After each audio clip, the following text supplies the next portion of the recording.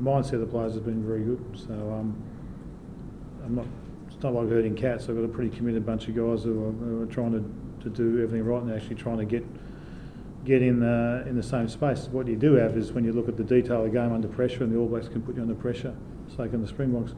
What happens under that pressure? We haven't always reverted to our base philosophy. We've actually strayed from that at times, and that's the instinctive part I talk about. That's no one's fault. That's just the way it is. We've got a time when we'll develop the instincts around how we want to function under pressure, and it's hard to fake that.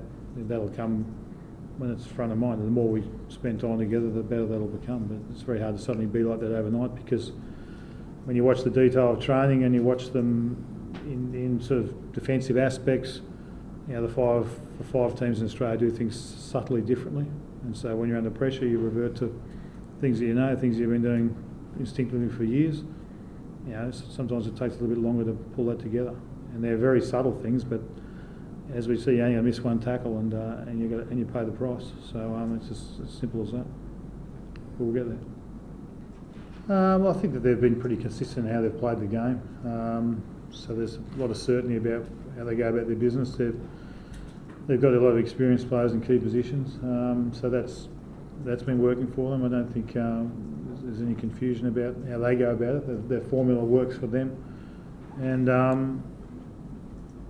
so that's how they do it. That's the Springbok way. So we're in the process of working on how we want to do it, the Australian way. So it's a bit different. So you've got a clash of rugby approaches, but that's just that's the way it is. There's always the potential for change because we're going to play a different team in a different context. So different things might come into play. So we'll definitely be looking at that.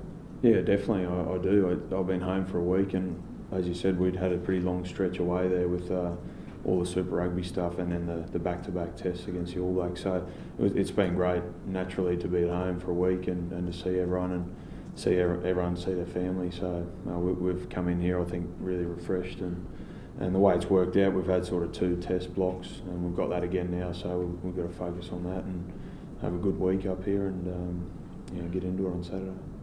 Yeah, that's right. And I think we are adjusting to a new style of play, but I wouldn't use that as an excuse for the individual errors, and that's just not acceptable at that level, particularly against the best team in the world. You don't get many opportunities, and you've got to make the most of it. So that's certainly right at the top of the list of things we need to fix up. And I don't think it's that difficult to fix.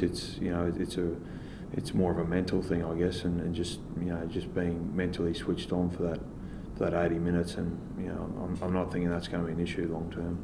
Yeah, I think so. He's certainly not the first guy to come into Test rugby and be under the pump straight away. That's a little bit of the nature of what it is. I was the same when I first came in, and I'm sure a lot of other guys were as well. So he'll be a better player for that experience, and he's got enough there to have a great career for Australia. And I think he'll work on areas of his game that he needs to.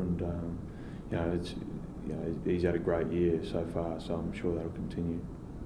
Yeah, that's right. And I think, we are adjusting to a new style of play, but I wouldn't use that as an excuse for the individual errors, and that's just not acceptable at that level, particularly against the best team in the world. You don't get many opportunities, and you've got to make the most of it. So that's certainly right at the top of the list of things we need to fix up. And I don't think it's that difficult to fix. It's more of a mental thing, I guess, and just being mentally switched on for that 80 minutes, and I'm not thinking that's going to be an issue long term.